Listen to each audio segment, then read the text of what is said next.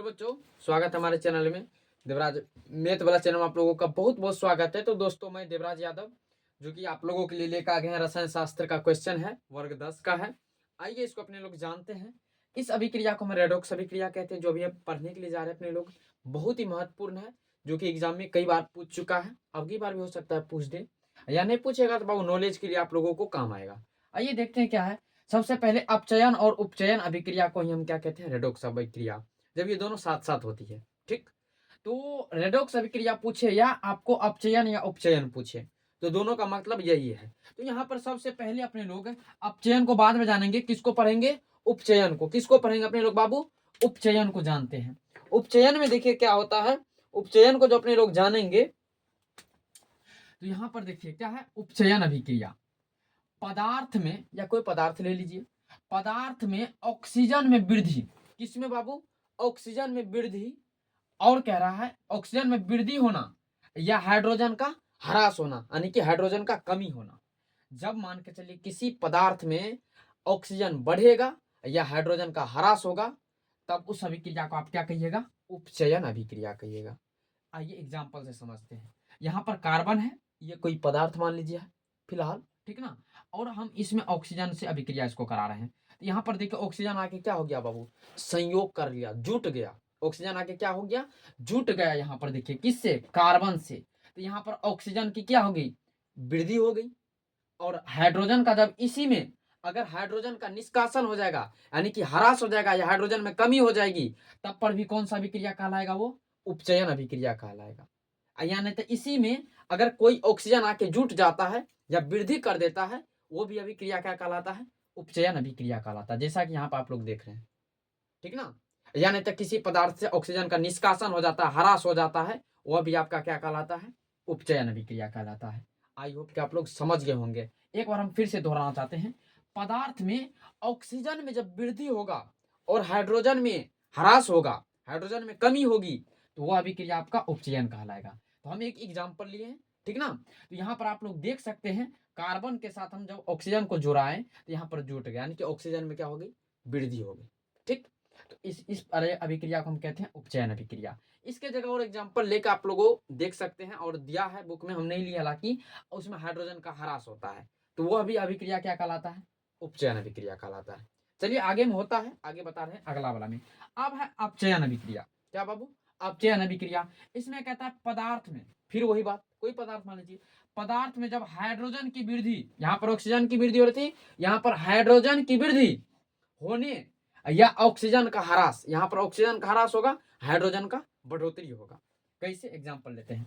यहाँ पर copper oxide है, क्या बाबू, कॉपर ऑक्साइड, और यहाँ पे हाइड्रोजन, इसमें हम संयोग करा रहे हैं, हाइड्रोजन से अभिक्रिया करा रहे हैं। तो यहाँ पर देखिए ये ऑक्सीजन जो है, ये साइड हो गया अपना बेचारा, किसके साथ, हाइड्रोजन के साथ हो चल गया। तो यहाँ पर देखिए, यहाँ पर देखिए ऑक्सीजन का ह्रास हो गया, ऑक्सीजन किसके साथ चल गया, हाइड्रोजन के साथ चल गया। तो यहाँ पर देखिए हाइड्रोजन में वृद्धि हो गया, किसके साथ चल गया, इसके साथ चल गया। ऑक्सीजन देखिए यहाँ पर, यहाँ आ गया, दिखाई दे रहा आप लोगों को, ये वाला ऑक्सीजन जो है इस हाइड्रोजन के साथ यहाँ आके संयोग कर लिया। जब हम बोले थे अगर किसी में ऑक्सीजन जाता है, अगर किसी में ऑक्सीजन का वृद्धि हो रहा है, तो वहां पे हम बोले थे कि कौन सा विक्रिया होगा, पता है, उपचयन। कौन सा होगा, उपचयन। अगर किसी में भी ऑक्सीजन का वृद्धि हो रहा है, तो वह आपका क्या कहलाएगा, कौन सा अभिक्रिया कहलाएगा, कह सकता है उपचयन अभिक्रिया कहलाएगा। और जिसमें से ये बेचारा ऑक्सीजन निकल गया है, यानी कि कह सकते हैं ऑक्सीजन का ह्रास हो गया, तो कॉपर ऑक्साइड में से क्या निकल गया बाबू, ऑक्सीजन निकल गया है। कॉपर में से जो ऑक्सीजन निकला है, तो यही आपका कहलाएगा अपचयन अभिक्रिया। क्या कहलाएगा, अपचयन अभिक्रिया। ऑक्सीजन का बाबू निष्कासन अपचयन अभिक्रिया कहलाएगा, और ऑक्सीजन जो जाके किसी में जुट गया है, वह आपका उपचयन अभिक्रिया कहलाएगा। ठीक ना, यहां पर आप लोग समझ गए, यानी तो हम ब्लैक मार्कर से हम समझाना चाहते हैं। ब्लैक मार्कर तो नहीं है मेरे पास अभी फिलहाल, ठीक ना। यहां पर समझिएगा आप लोग थोड़ा सा, ये जो ऑक्सीजन है बाबू, ये ऑक्सीजन यहां से निकल के हाइड्रोजन के साथ, ये वाला हाइड्रोजन के साथ यहाँ पे चिपक गया। ठीक, यानी कि दोनों में वृद्धि हो गई, किसमें, हाइड्रोजन में वृद्धि हो गई। यहाँ पे जब हाइड्रोजन में वृद्धि होता है, तो मान के चलिए हम बताएं, जब हाइड्रोजन में वृद्धि होगी, तो मान के चलिए वह क्या हो जाएगा, हाइड्रोजन में वृद्धि होगा तो उपचयन होगा। क्या होगा, उपचयन। क्योंकि ऑक्सीजन हाइड्रोजन में जाके क्या हो गया, जुड़ गया है।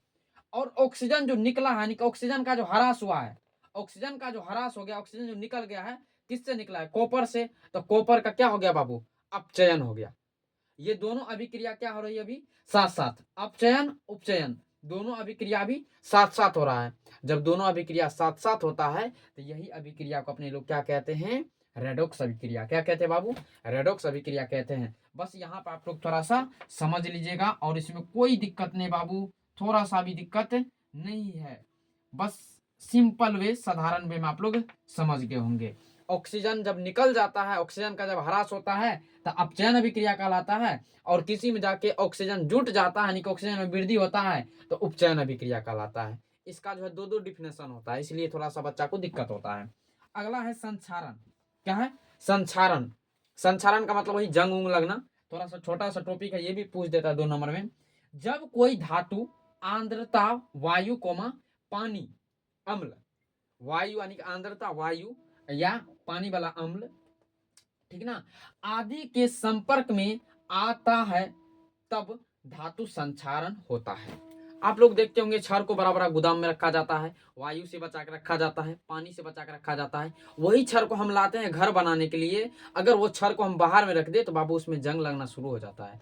कारण क्या है, बारिश हुआ पानी में है, वैसे कुम्हासा गिरा पानी में है, पानी में क्या मिल जाता है बाबू, बाहर में तो वायु है, ये है, बस वायु से वो वाला पानी वाला अम्ल जो है अभिक्रिया करके उसमें जंग लगना शुरू हो जाता है। जैसे अपने लोग साइकिले पे चढ़ते हैं, कीचड़ के समय में साइकिल बहुत खराब होता है, जैसे री मोड़ पे देखते होंगे जंग लग जाता है। क्या होता है बाबू, जंग लग जाता है, फिर ब्रेक मारते हुए जंग हट जाता है। कारण क्या है, वही वायु और पानी के संपर्क में जाने के बाद क्या होता है, उसमें जंग लगना शुरू हो जाता है। वही तब धातु का क्या होता है, संक्षारण होता है, धातु गलने लगता है। गलने नहीं लगता, यानी कि झरने लगता है, कह सकते हैं आप। उदाहरण जैसे लोहा पर जंग लगना, चांदी पर काली परत, चांदी पर भी काला परत आ जाता है, वही जंग लगना हुआ। उसके बाद तांबे पर हरी परत, तांबा पे हरा रंग का आ जाता है, ठीक ना। ये सब जंग लगना यानी कि संक्षारण है। आई होप कि आप लोग समझ गए होंगे, ठीक ना। थोड़ा सा यहाँ पर समझने का प्रयास कीजिएगा, चूंकि यहाँ पर रेडॉक्स अभिक्रिया हो रहा था इसके वजह से। तो मिलते अगले वीडियो में, तब तक के लिए बाय, जय हिंद जय भारत।